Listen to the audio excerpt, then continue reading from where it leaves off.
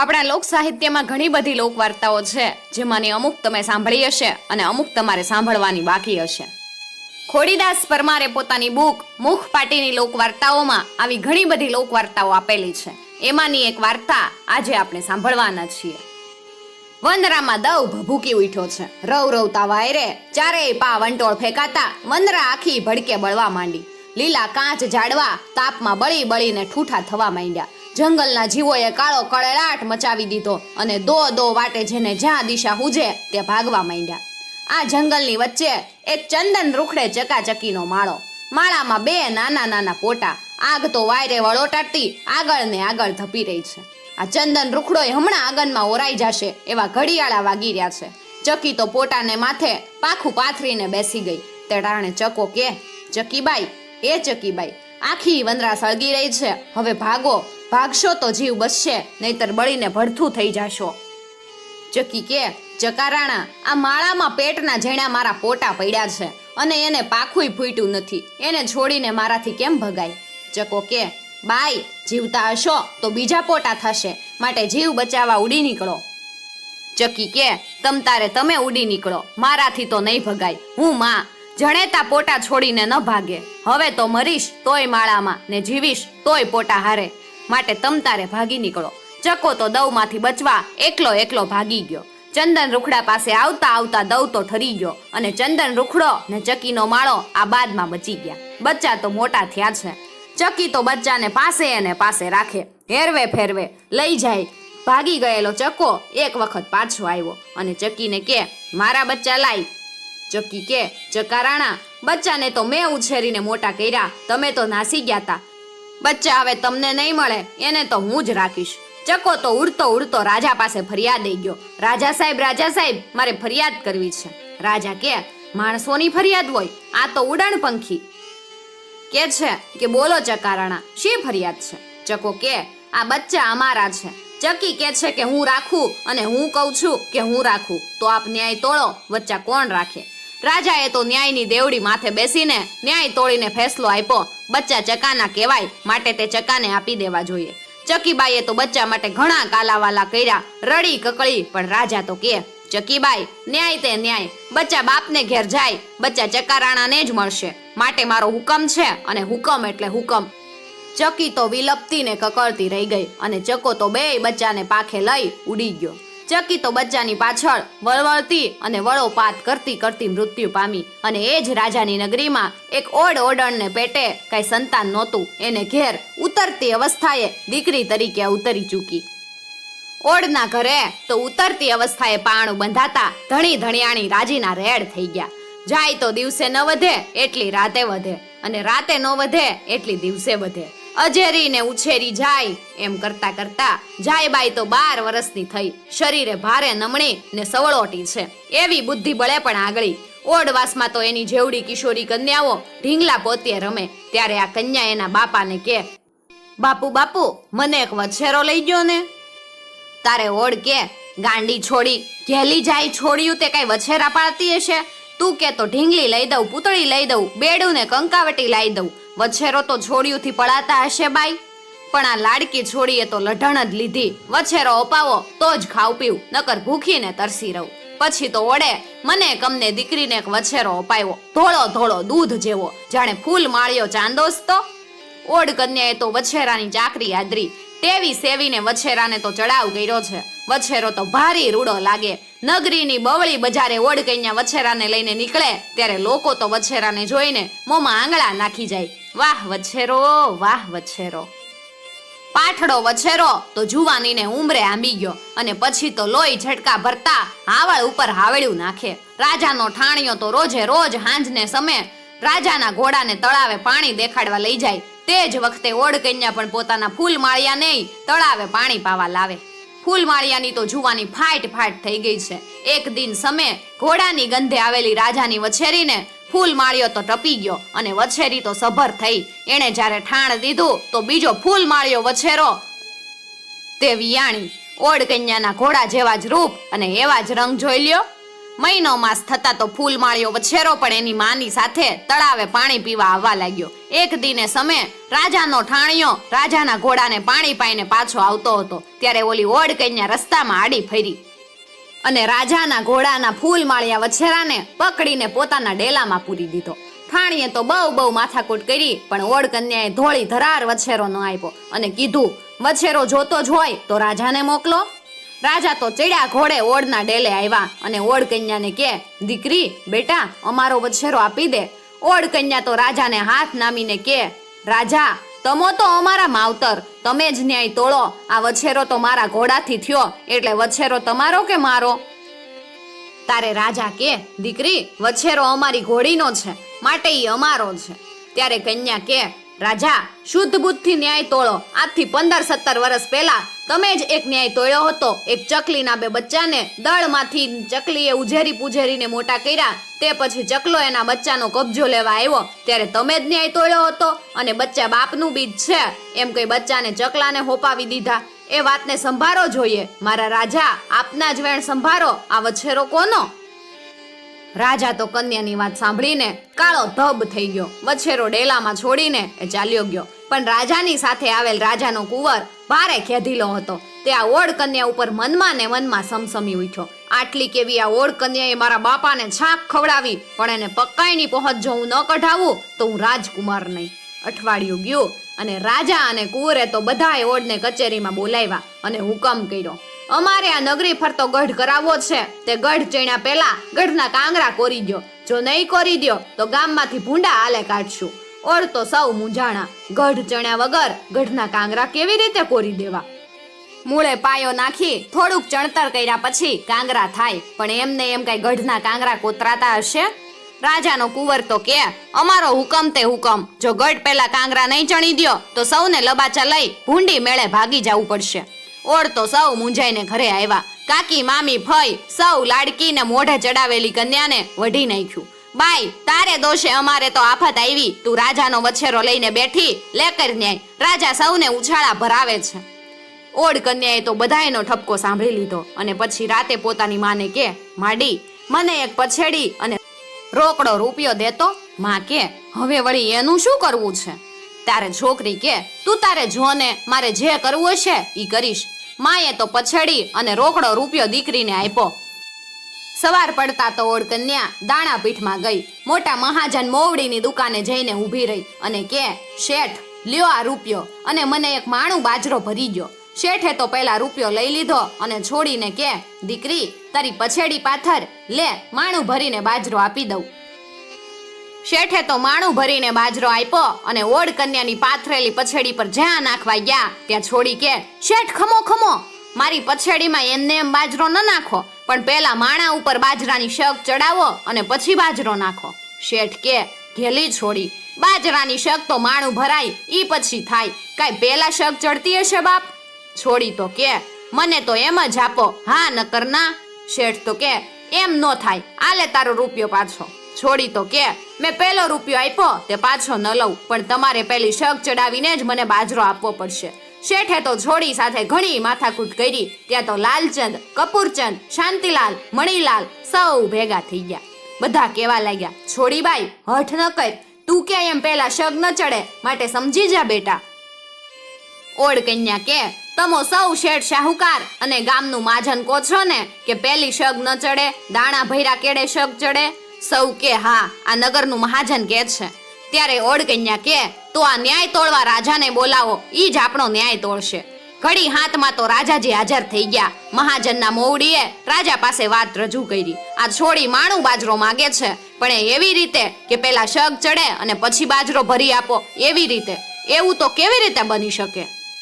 ત્યારે રાજા કે, છોડીબાઈ આવું તે ક્યાંય બનતું હશે? પેલો બાજરો માણામાં ભરાય પછી શક ચડે, ભૈરા પેલા કે શક ચડે? ત્યારે છોડી કે, રાજાજી તમે તો શુદ્ધ બુદ્ધ સાથે વાત કરો છો ને? રાજા કે, હા પેલા તે ક્યાંય શક ચડતી હશે? ત્યારે ઓડ કન્યા કે, રાજાજી આ મહાજન વચ્ચે સાંભળી લ્યો, ગઢ ચેણા પહેલા કઈ કાંગરા ઓળોથી થતા હશે? રાજા તો ભારે ભોઠા પડી ગયા. એમણે તો ઓળોને પોતાની રીતે ગઢ ચણવાનો હુકમ કરી દીધો. રાજા ને મહાજન વચ્ચે ભોઠપ આપનાર આ ઓડ કન્યા ઉપર રાજકુંવર તો ભારે ખાર ખાઈ ગયો અને એના મનમાં કે તે મારા પિતાજીની ફજેતી કરી છે, પણ તે વસૂલ ન કરું તો હું રાજકુમાર નહીં. ઓડ કન્યા તો જુવાન જોત થઈ ગઈ. એના તો ઠેક ઠેકાણેથી માગા આવે, પણ કન્યા પવણવાની ના પાડે. ઓડની નાતમાં ચતુર કન્યા તરીકે એની ગણના થવા લાગી. સાંજ સવારને એમ સમય ઓડવાસની બધી સ્ત્રીઓ પાણી ભરવાને ઠામ ઉટકવા તળાવ કાંઠે ભેગી થાય. એ વખતે સ્ત્રીઓ પોતાની સુખ દુઃખની વાતો વગદોળે. કોઈ કે સાસુ ભૂંડી, નણંદ નખેદ, જેઠાણીનું ઘરમાં ચલણ, તો કોઈ વળી કે મારે તો દુઃખ પરિણાનું છે, ઘરનો મોભ જ વાકો, પછી બીજાના શા વાક કાઢવા, નહીં તૂઠીને કજ્યો કંકાસ અને મને તો ખાહડે ખાહડે ઢીબી નાખે. આવા જાંઘના ડામ કોને દેખાડાય, ન કહેવાય કે ન સેવાય. ત્યારે ઓડ કન્યા કે ફટ છે તને, ભાઈડો શું દુઃખ દેતો તો? આપણે જ ભાઈડાને ન ભરી પીએ. જો મારી જેવી હોય ને તો એમાં ખાસડું મારનાર ભાઈડાને હાથ પગ ધોઈને પાણી પાઈ દે. રાજાનો કુંવર તો ઘોડો પાવા આવેલો. એને ઓડ કન્યાની વાત કાનો કાન સાંભળી. એને ઓડ કન્યા માથે પિતાનું વેર વાળવાની દાજ તો હતી જ, એમાં અત્યારે સાંભળ્યું કે આપણે ભાઈડાને હાથ પગ ધોઈને પાણી ન પાઈ દઈએ. કુંવર તો ઘરે આવીને વાત લીધી, પરણું તો ઓલી ઓડ કન્યાને, નહીતર જન્મભર કુંવારો રહું. રાજા રાણી સૌ કે બેટા આપણે તો રાજા લોક, ઈ તો ઓડ ધૂળ ઢેફા ભાંગી ઘર ચડનારા અને ફરજ ફેર્યા કરનારા. કુંવર કે ઈ ઓડ કન્યાને જ મારે ઘરમાં બેસાડવી. રાજાને ગમે તે રાણી છાણા વીણતી આણી. હા કેશો તોય અને ના કેશો તોય હું તો ઓડ કન્યાને જ પવણવાનો. અંતે રાજા રાણીએ સંમતિ દીધી. પ્રધાનજી તો ઓડ કન્યાનું માગું લઈ ઓડણીના બાપુ પાસે આવ્યા. પ્રથમ તો એણે આનાકાની કરી. પ્રધાને એને ખૂબ ખૂબ સમજાવ્યા કે તારી દીકરી ભારે ચતુર છે, એ તો રાજ દરબારે જ શોભે. લક્ષ્મી ચાંદલો કરવા આવે ત્યારે મોઢું ધોવા ન જાવ, કરી દ્યો કંકુના. અંતે ઓડ સંમત થયો. પછી તો માગશરમાં કુંવર અને ઓડ કન્યાના ભારે ધામધૂમથી લગ્ન થયા. રાતે કુંવર ને ઓડ કન્યા સુવાને ઓડે પધાર્યા. ત્યારે રાજકુમાર કે પેલા સાંભળી લ્યો, હું તમારો ધણી અને તમે મારા ધણિયાણી, પણ મારે એક એવો નિયમ છે કે રોજ ઉઠીને પણેતરને ખાહડું મારવું. ઓડ કન્યા તો પામી ગઈ કે આ એના બાપનું વેર વાળવા માંગે.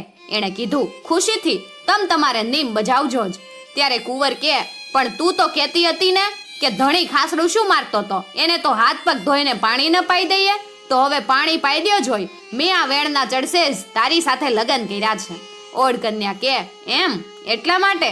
તો વખત આવે ઈ થઈ રહેશે. પછી તો રોજ સવારે ઉઠીને રાજકુંવર ઓડ કન્યાને એક ખાહડું મારે ને મરમ કરે. હાથ પગ ધોઈને પાણી હવે ક્યારે પાશો, આમ રાજકુમાર ઓડ કન્યાને માથે વિતાડે છે. એવામાં રાજ્યના કોઈ એક ગામડે દંગલ થયું. તાકીદના ખબર આવ્યા કે તરતો ફાન દાબવા માટે કુંવર સાહેબને તાત્કાલિક મોકલો. સંદેશ મળતા જ થોડાક માણસો લઈ કુંવર દંગલ દબાવવા ગામડે જવા તૈયાર થઈ ગયો. જતા જતા એ ઓડરાણી પાસે આવ્યા ને કીધું હું અમુક ગામડે અત્યારે જાઉં, ખાહડા એક સાથે લગાવીશ. ઓડરાણી તો કુંવર સામે ટગર ટગર જોઈ રહી. કુંવર તો પોતાના માણસો સાથે ઘોડે ચડીને ચાલી નીકળ્યો. અહીં બપોર થતામાં તો ઓડરાણીએ કુંવર ક્યાં ગયો વગેરે બધી માહિતી મેળવી લીધી અને રાણીને કે થોડાક દિવસ હું મારા પિયર જઈ આવું છું. રાણી તો કે ભલે, ખુશીથી જાઉં. ઓડરાણી તો પોતાના પિયર આવી. એક જોડ આદમીના લુગડા સીવડાવ્યા ને બીજે દિવસે પુરુષના લુગડા પહેરી કુંવર જે ગામ ગયો હતો ત્યાં જવા ચાલી નીકળી.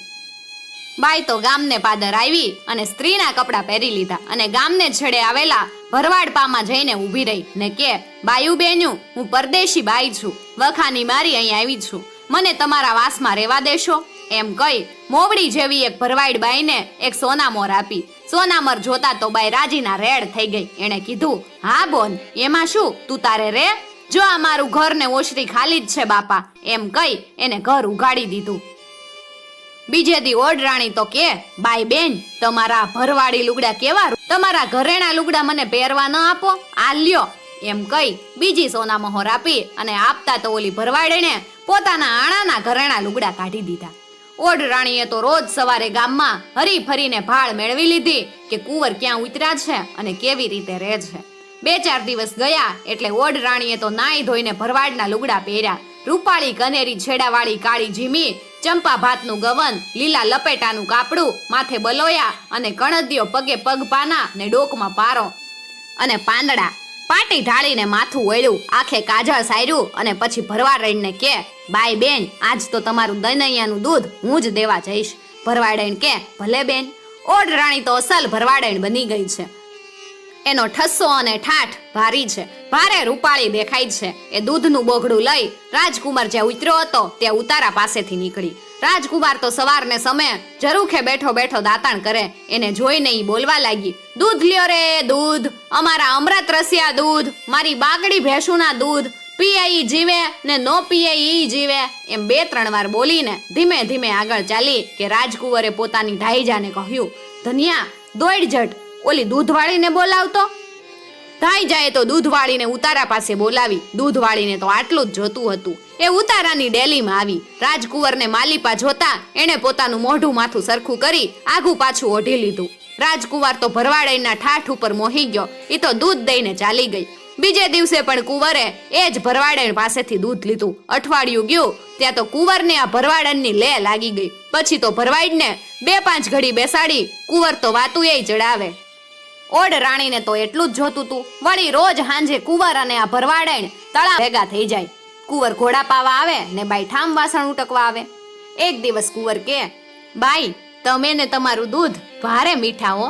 બાઈ તો શરમાઈને હેઠું જોઈ ગઈ. ફરી કુંવરે પૂછ્યું, તમારા ઘરમાં કોણ કોણ છો? તો કે, ઘરે કોણ હોય, હું, મારી ભેંસું ને બોઘાણું. એમ કઈ કુંવર સામે જોઈને હસી પડી. કુંવર કે, તમારો ધણી? તો બાઈ કે, ધણી તો હજી ધારવાનો છે. બીજે દિવસે કુંવરને ઉતારે તે દૂધ દેવા ગઈ ત્યારે કુંવર કે, મારે તો હવે 4 દીમાં મારા રાજમાં પાછું જવાનું છે. બાપુનો સંદેશો આવ્યો છે, પણ મારે તમારું ઘર જોવા આવવું છે. બાઈ કે, એમાં શું, આજ રાતે જ આવો, ભરવાડ છાનામાં છેલ્લું ખોરડું મારું. કુંવર કે, ભલે, આજે રાતે તમારે ત્યાં જરૂર આવીશ. સાંજ પડતા તો કુંવર સાદા લુગડામાં સજ્જ ધજ ભરવાડના ઘર આગળ આવ્યો. બાઈએ તો પડોશીની ભેંસો બતાવી દીધી ને પોતાને ખોડે તાણ કરીને કુંવરને વાળું કરવા રોકી લીધો. કુંવરને તો અહીં રોકાવાની ઘણી ઈચ્છા હતી જ. એમાં આ બાઈએ તાણ કરતા ઈ રોકાઈ ગયો. ભરવાડે તો 2 બોઘડા ભરી ભેંસોનું દૂધ ઉકાળ્યું. એને હલાવીને દૂધપાક કર્યો. પછી ચણાના લોટમાં ચટકિયા હવાદવાળા મરચા નાખી ભજીયા ઉતાર્યા. એમ જાત જાતની સવાદીલી રસોઈયું નિપજાવી કાઢી. રાંધતા રાંધતા તો સારું એવું મોડું થઈ ગયું. ઈ પછી તો કુંવરને ખૂબ તાણ કરીને જમાડ્યો. તે અડધી રાત થઈ ગઈ. કુંવરને જમાડીને પોતે જમી ને ઠામડા બહાર કાઢ્યા. બધા ઉટકી નાખ્યા ને પછી એક કડિયામાં પાણી ભરી એણે તો કુંવરની સામે જ હાથ પગ ધોયા અને હાથ પગ ધોયેલું પાણી કળશામાં ભરીને પાણીયારા ઉપર મૂકી દીધું. કુંવરે ઘરે જવાની રજા માંગી ત્યારે બાઈ કે, રાત ઘણી થઈ ગઈ છે, હવે તો અહીંયા જ સૂઈ રહ્યો. કુંવરને તો ગમતું જ હતું ને એવું જ મળ્યું. એ સુવા તૈયાર થયો.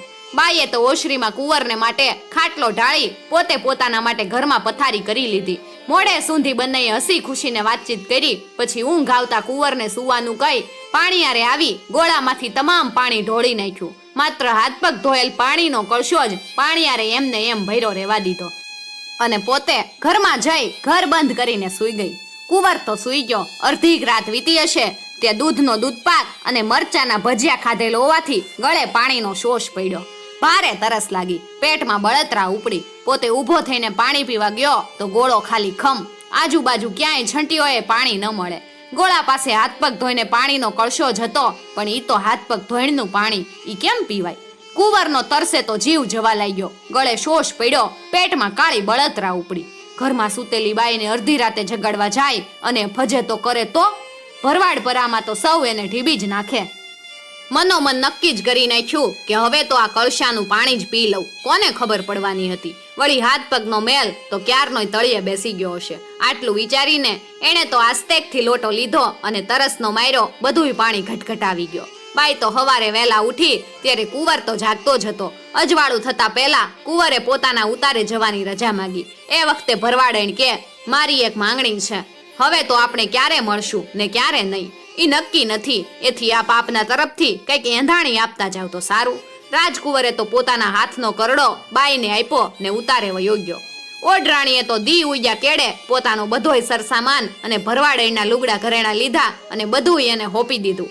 પોતે પાછી જ્યાંથી આવી હતી ત્યાં જવા હાલી નીકળી. હાંજને હમે પિયર આવી ગઈ ને બીજે દિવસે પિયરથી પોતાના રાજમહેલમાં આવી ગઈ. બીજે દિવસે સાંજે રાજકુંવર પણ પોતાને ઘેરે આવી પહોંચ્યો. આવતા વેત પોતાના ઓરડે આવીને ઓઢરાણીને કે, ક્યાં ગઈ? 1 મહિનાના 30 ખાહડા ખાવા તૈયાર થઈ જા. ઓઢરાણી કે, હસી ખુશીથી. રાજકુંવરે તો પોતાના પગમાંથી મોજડી ખેંચી કાઢી. ત્યાં ઓઢરાણી કે, ખમો ખમો. આટલું કહી પોતાના ખંડમાં ગઈ ને પાછી આવીને કે, મારતા પેલા મારી વાત સાંભળી લ્યો. કુંવર કે, હવે વાત બાત કેવી, હાથ પગ ધોઈને પાણી ક્યારે પાવ છો? ત્યારે હસતા હસતા ઓડરાણી કે, મેં તો તમને ક્યારનોય પાણી પાઈ દીધું. કુંવર કે, ખોટા લાળા નોચાવો, ક્યારે પાઈ દીધું? તો કે, જુઓ લ્યો. એમ કઈ ઓડરાણીએ નિશાની તરીકે કુંવરનો કરડો બતાવ્યો ને પાણીયારાનો લોટો ઓડામાંથી લઈ આવીને સામે ધર્યો. રાજકુંવર શર્મિંદો બની ગયો. નમણી ઓડકન્યાને એણે પ્રેમથી સ્વીકારી લીધી અને રાજકાજમાં એની સલાહ લેવા લાગ્યો. ત્યારથી રાજમાં ઓડરાણીના માનપાન ખૂબ વધી ગયા ને ખાધું પીધું ને રાજ કર્યું. મિત્રો, આવી જ બીજી લોક વાર્તાઓ સાંભળવા માટે ચેનલને જરૂરથી સબસ્ક્રાઇબ કરી અને સાથે આપેલું બેલ આઇકોન પ્રેસ કરજો, જેથી આવનાર નવા વિડીયોઝની નોટિફિકેશન સૌથી પહેલા તમે મેળવી શકો.